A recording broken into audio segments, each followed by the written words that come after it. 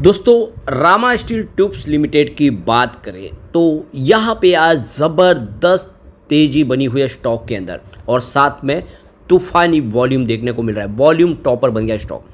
इसका मतलब यह है कि किसी बड़े फंडर्स ने यहाँ पे करोड़ों शेयर की खरीदारी की है।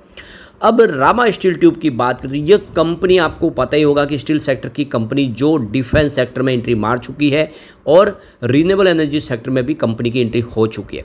ये दोनों ऐसे सेक्टर हैं जो सरकार की इस समय टॉप प्रायोरिटी में है और सरकार इसके लिए ज़्यादा से ज़्यादा खर्च कर रही है और इसी वजह से देखें तो रामा स्टील का भी फ्यूचर बहुत ज़्यादा ब्राइट दिखाई दे रहा है। कंपनी ने अपना Q4 का रिजल्ट भी इस बार दे दिया है जो काफ़ी अच्छा रहा है।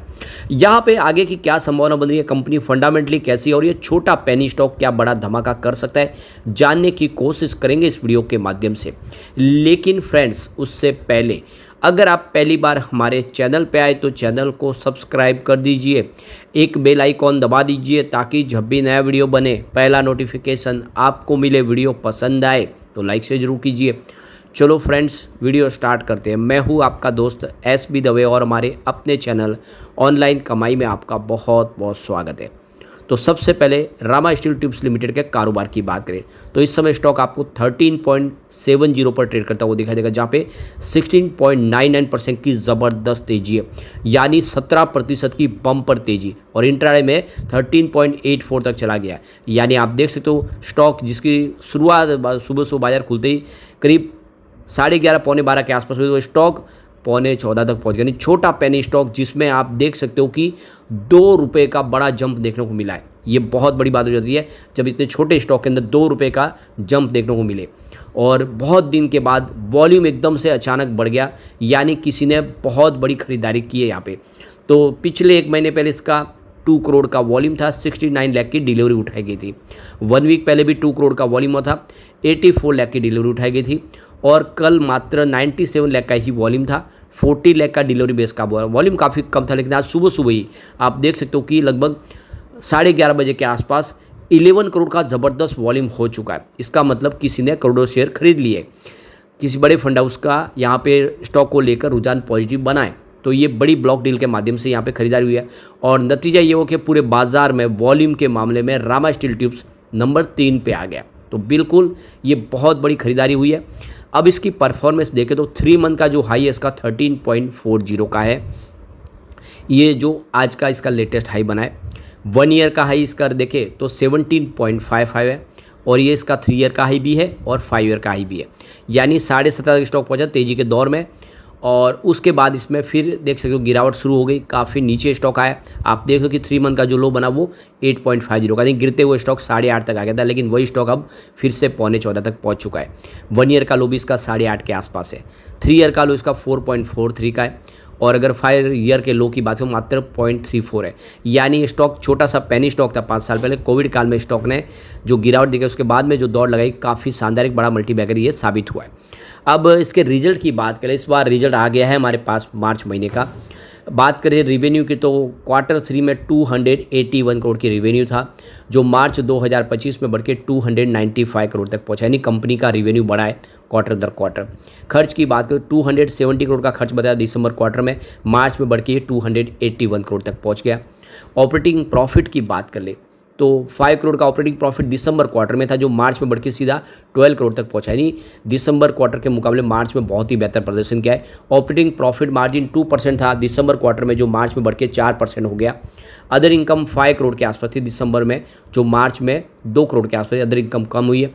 एबिटाडा 10 करोड़ का था दिसंबर में, जो मार्च में 14 करोड़ तक पहुँचा। प्रॉफिट बिफोर टैक्स की बात कर ले तो 6 करोड़ का था दिसंबर Q3 में और मार्च में ये 9 करोड़ तक पहुंचा है। इसके बाद में यानी आप समझ सकते हो कि प्रॉफिट बिफोर टैक्स में काफ़ी ज़बरदस्त वृद्धि हुई है। नेट प्रॉफिट की बात कर ले तो 6 करोड़ का नेट प्रॉफिट बताया था दिसंबर क्वार्टर में और मार्च में ये 7 करोड़ के आसपास हुआ।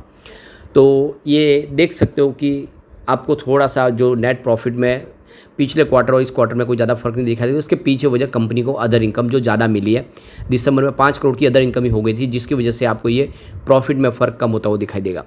अब इसको साल दर साल के हिसाब से हम देखें तो 2021 में 470 करोड़ का रेवेन्यू था, 2022 में ये बढ़ के 768 करोड़ तक पहुँच गया और 2023 बहुत ही शानदार कंपनी के लिए 1336 करोड़ का ज़बरदस्त रिवेन्यू हुआ। 2024 में रिवेन्यू गिर के फिर से 1046 करोड़ के आसपास आया और 2025 में ये बढ़ते हुए 1048 करोड़ तक पहुंचा।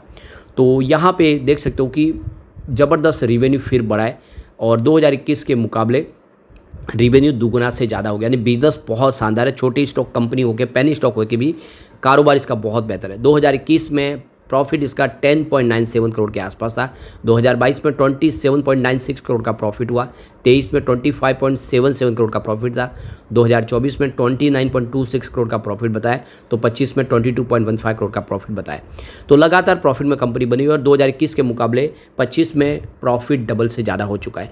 वाकई में बहुत ही बेहतर प्रदर्शन कर रहा है। आप देख सकते हो कि रामा स्टील कमाल कर रहा है। अब यहाँ पे देखो कि रामा स्टील ट्यूब्स लिमिटेड ने अपनी डिफेंस कंपनी बना दी है। तो 31 अगस्त 2024 को कंपनी ने नई कंपनी की शुरुआत की है। यह डिफेंस सेक्टर के लिए काम करेगी। कंपनी का जो बिजनेस अगर देखें तो ट्रेडिंग, इंपोर्टिंग, एक्सपोर्टिंग, मैन्युफैक्चरिंग का बिजनेस है, जिसमें कंपनी असेंबलिंग और सप्लाइंग करेंगे डिफेंस इक्विपमेंट्स, आर्म्स और एम्यूनेशन, एक्सप्लोसिव, इससे रिलेटेड मिलिट्री जो भी पार्ट्स, हार्डवेयर वगैरह कंपनी बनाएगी।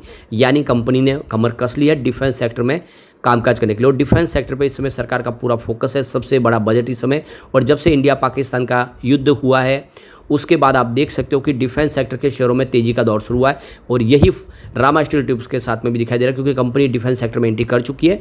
ऐसे में ये छोटा पेनी स्टॉक एक बड़ा धमाका करने को बिल्कुल तैयार दिख रहा है। दूसरी तरफ कंपनी रिन्यूएबल एनर्जी सेक्टर में भी एंट्री कर चुकी है। कंपनी ने ओनिक्स आईपीपी प्राइवेट लिमिटेड के नाम से एक नई सब्सिडीज कंपनी बनाई है, जो कंपनी रिन्यूएबल एनर्जी के प्रोजेक्ट करेगी। सोलर सेक्टर के लिए कंपनी स्ट्रक्चर वगैरह बनाएगी, बहुत सारे प्रोडक्ट बनाएगी।